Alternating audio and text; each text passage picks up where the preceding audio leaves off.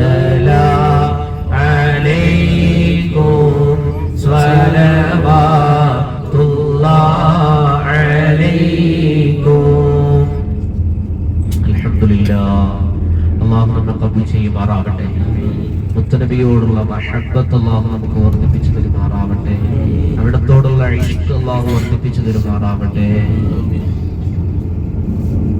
ഈ പള്ളി കാലാകാലങ്ങളിൽ പുതുക്കി പണിതിട്ടുണ്ട്. ഓരോ പള്ളികളും ഇവിടുത്തെ ഓരോ കാലങ്ങളിൽ വരുന്ന ഖലീഫമാര്, ഭരണാധികാരികൾ ഇപ്പോ 66,000 ആളുകൾക്ക് ഒരേ സമയം നിസ്കരിക്കാനുള്ള സംവിധാനങ്ങൾ കൊണ്ടുവന്നുകൊണ്ടിരിക്കുകയാണ് സൗദി ഗവൺമെന്റ്.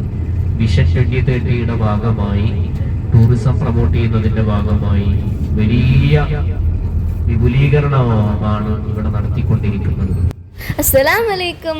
അപ്പോൾ guys, welcome back to my YouTube channel Hanas vlog. അപ്പോൾ നമ്മളിന്നൊരു പുതിയ വീഡിയോ ആയിട്ടാണ് വന്നിരിക്കുന്നത്. നമ്മളിന്ന് കൂബ മസ്ജിദ് കാണാൻ വേണ്ടി പോവാണ്.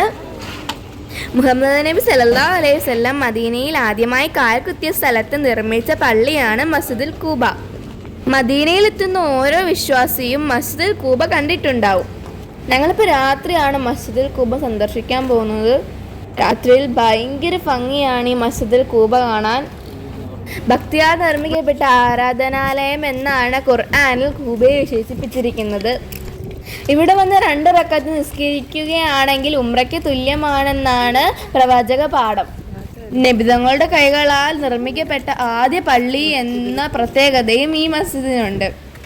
മസ്ജിദുൽ നബവിയിൽ നിന്നും 3.5 കിലോമീറ്റർ ദൂരമാണ് മസ്ജിദുൽ കൂബയിലേക്കുള്ളത്. ഹിജ്റയിൽ നബി സല്ലല്ലാഹു അലൈഹി വസല്ലമും അബൂബക്കർ സിദ്ദീഖ് റളിയല്ലാഹു അൻഹുവും 3 ദിവസം തങ്ങിയത് കൂബയിലെ ബനു അംർ ഗോത്ര മുഖ്യൻ കുൽസുമിന്റെ വീട്ടിലായിരുന്നു. ഇദ്ദേഹത്തിന്റെ വീടിനടുത്ത് തന്നെയാണ് പള്ളിയും പണിതത്. ഇവിടെ വെച്ച് തന്നെയാണ് നബി സല്ലല്ലാഹു അലൈഹി വസല്ലം ആദ്യമായി സഹാബിമാരോടൊരുമിച്ച് പരസ്യമായി സംഘടിത നമസ്കാരം നിർവഹിച്ചതും. പള്ളിക്ക് കിബില നിർണയിച്ച് നൽകിയത് ജിബ്രീൽ അലൈഹിസ്സലാം ആയിരുന്നു എന്ന് ഹദീസിലുണ്ട്. പിന്നീട് കഅബയിലേക്ക് കിബില മാറിയപ്പോൾ മദീനയിൽ നിന്ന് നബി സല്ലല്ലാഹു അലൈഹി വസല്ലം വന്നാണ് പള്ളി മാറ്റി പണിതത്. നബി തങ്ങൾ വഫാത്താകുന്നത് വരെ എല്ലാ ശനിയാഴ്ചയിലും ഈ പള്ളിയിൽ വന്ന് നിസ്കരിക്കാറുണ്ട് എന്ന് ഹദീസുകളിൽ വന്നിട്ടുണ്ട്.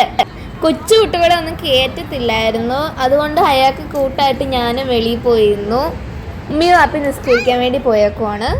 അങ്ങനെ ഞങ്ങൾ മസ്ജിദുൽ കൂബയിലെ കാഴ്ചകളൊക്കെ കണ്ട് വീണ്ടും ബസ്സിലോട്ട് കയറി. ഇനി റൂമിലോട്ട് പോയിട്ട് ഫ്രഷ് ആണ്, എന്നിട്ട് വേണം മസ്ജിദുൽ നബവിയിലോട്ട് പോകാൻ. മസ്ജിദുൽ നബവിയിൽ പോയിട്ടുള്ള വീഡിയോ ഒക്കെ ഞാൻ നേരത്തെ ഇട്ടിട്ടുണ്ട്. കാണാത്തവരെല്ലാം കയറി കാണണം. ഈ വീഡിയോ നിങ്ങൾക്ക് ഇഷ്ടപ്പെട്ടെന്ന് കരുതുന്നു.